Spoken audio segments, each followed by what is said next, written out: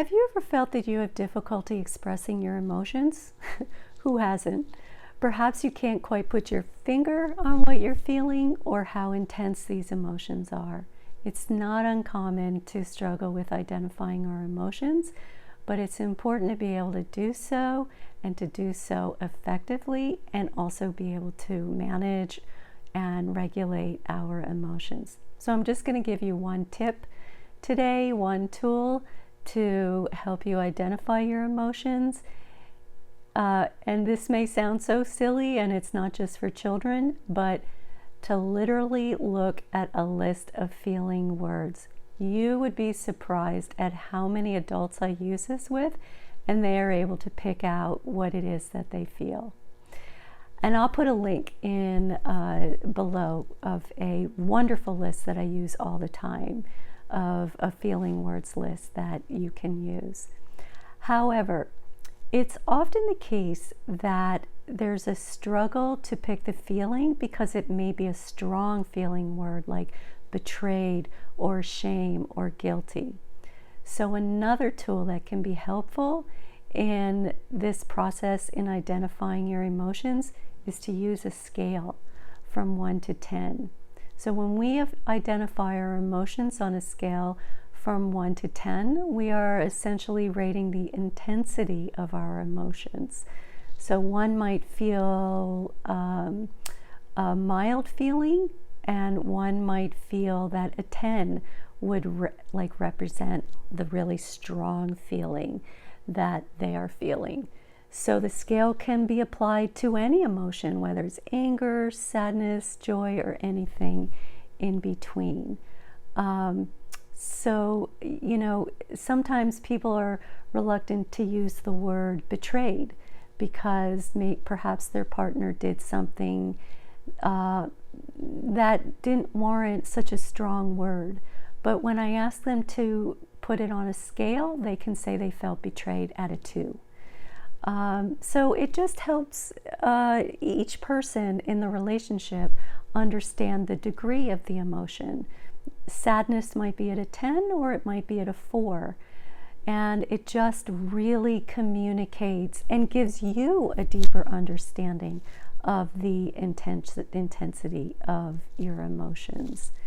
When we have a clear sense of how intense our emotions are, we can then take the appropriate action to manage them. So for example, if we're feeling overwhelmed by anxiety at a level of 10, we might need to take more drastic measures to manage it, such as deep breathing exercises or seeking professional help. On the other hand, if the anxiety is at a 3, we might be able to manage it with simpler techniques like going for a walk or talking to a friend. So identifying our emotions on a scale of 1 to 10 can also help you communicate them more effectively with others, with anyone. When we can articulate the intensity of our emotions, we can better express ourselves to others and help them understand where we are coming from. So for example, instead of simply saying I am angry, we might say, I'm angry at about a level 8 right now. And this gives the other person a better understanding of the intensity of where you're at.